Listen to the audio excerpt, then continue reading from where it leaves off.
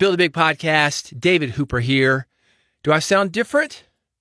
I'll tell you why. Because I have been working with Marcus DePaula.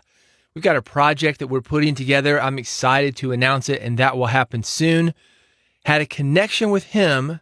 He uses a company called Clean Feed, because we're still in quarantine. He was listening to me, and as I was talking to him, he helped me tweak some settings, so I should sound a little bit different.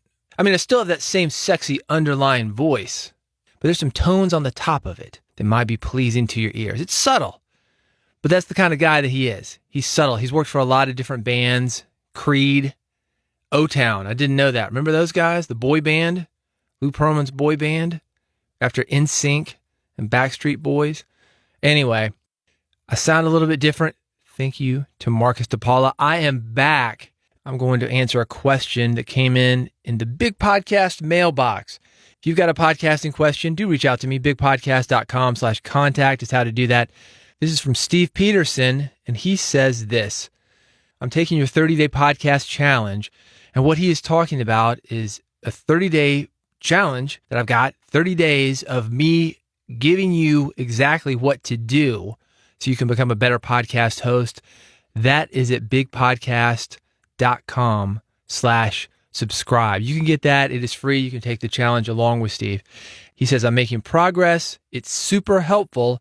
I just released episode 25. Then he gives the URL, which is Steve Pederson, PEDERSON.com/podcast. A couple of specific things I'm curious about. One, I constantly have airplanes flying over and no way to isolate myself. I'm wondering if this will sound unprofessional. In episode 25, airplanes fly over at 34 and again at 325. Okay. This is funny because I just responded to Steve before I recorded this, and I read it like this: 25 airplanes fly over at 34 and again at 325. And I said this. I said, are you living next to an airport? Anyway, I missed the first part of the sentence. That was on the previous line. I was just skimming it, obviously. In episode 25, and that's again at stevepederson.com/podcast, airplanes fly over at 34 seconds and again at 325. So he wants to know, is that unprofessional? The answer, maybe. And I will give you a story that is somewhat similar. And that is when we record my radio show, Music Business Radio. It is in downtown Nashville, right next to, 3 or 4 railroad tracks. I mean, our studio, it is right downtown. It is in an old car factory, and it is right on the line that CSX and other railway companies. One time we were there, and this fits into the story of, is it unprofessional? I wasn't on the air. My engineer, who was also the midday guy, he was, and a big thing of Hyundais flipped over. I'm talking 20, 30, 40 cars. I don't know. It's like a derailment. Flips over. Kaboom! Huge noise. Shakes the building. Like, what the hell? Go outside. Hyundais everywhere. Dented. Trains on its side. It's a really big deal. Not only does it make a lot of noise, but immediately they send a crew out and they got to right that train. They've got to haul it off, clear the tracks so more goods can come through.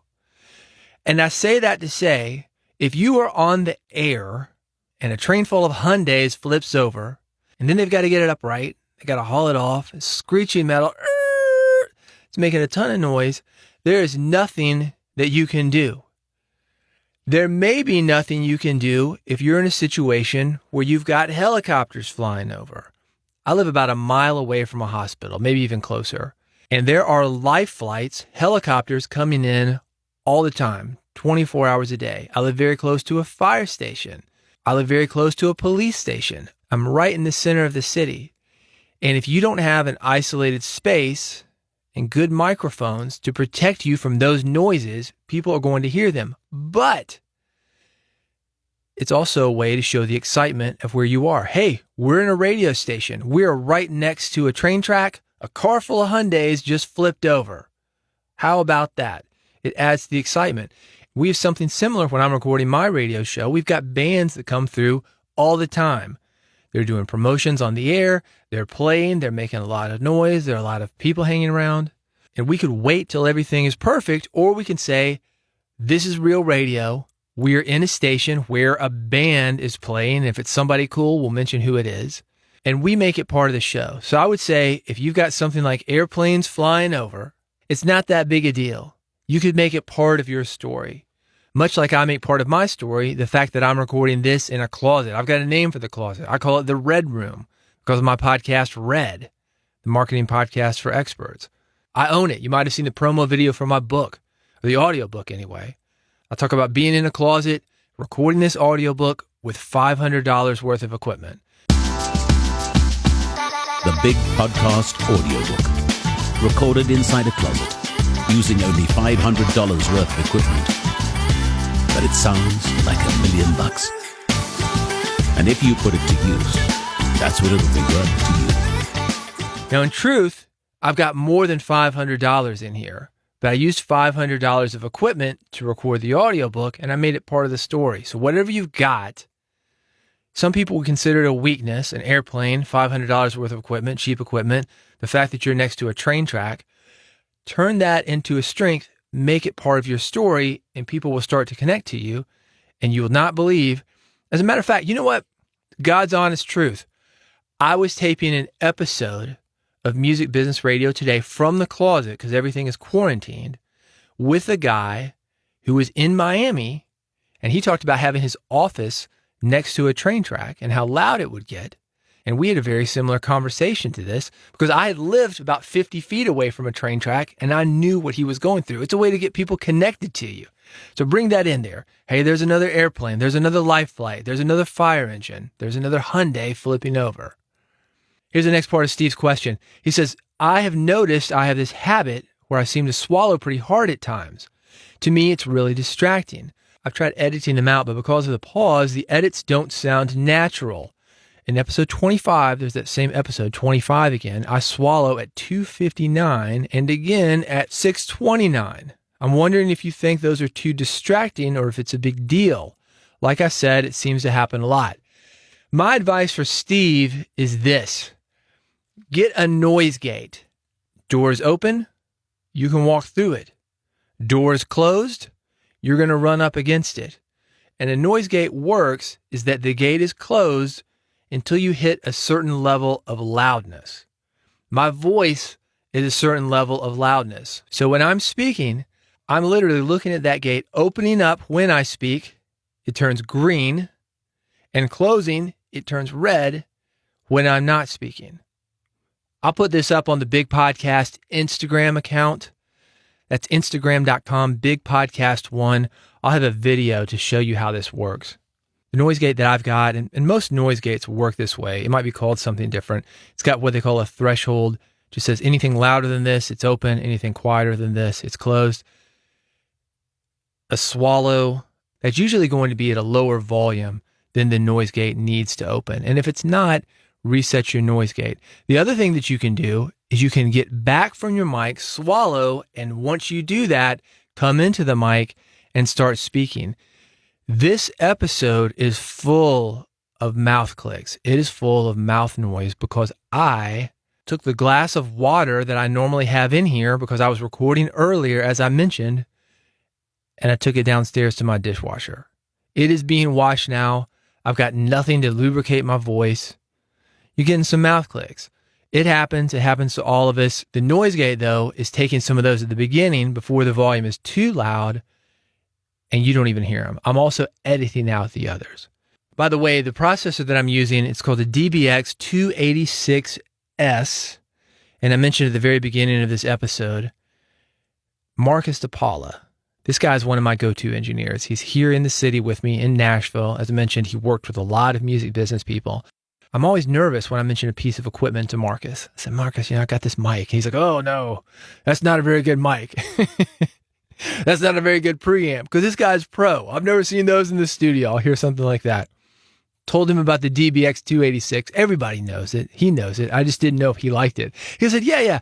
DBX is a pretty good preamp and the gate is pretty good. He got me sounding good. So if you think I sound okay, I'm running my voice right now into a BP40 mic by Audio-Technica. It goes into the DBX 286S. From there, it goes into a converter that takes the signal into the computer. That converter, the Focusrite Scarlett 2i2 third generation. And this is another thing that Marcus did to change up my sound. There's a button on there called Air, which adds a little bit of maybe high frequency definition. I don't know. Look, I'm not an audio guy. I'm a guy with a message, just like you are. I know just enough to make me dangerous. I know just enough to mess things up. And that's when I've got to call Marcus or Chris Curran or some of my other engineering friends to fix everything for me. And I think that's a good way to end this episode for Steve Pederson, for anybody who's got a message to spread and you're getting caught up with some of the little things, such as mouth clicks, things flying overhead. Yes, you want to be aware of that. You don't want something that's going to take away from your message. However, the important thing is that you have that foundational message there. If you've got that, people will give you a little bit more wiggle room. They'll put up with the mouth clicks, the imperfections, that kind of thing.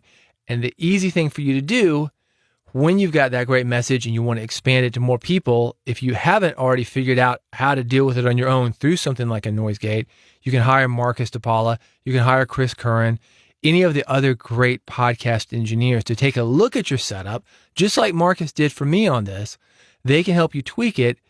Then you deliver your message. You focus on that. You don't have to worry with it. It's not quite a set it and forget it thing, but these guys can get you set up, sounding good, and you're good enough. You're good enough to get your message across.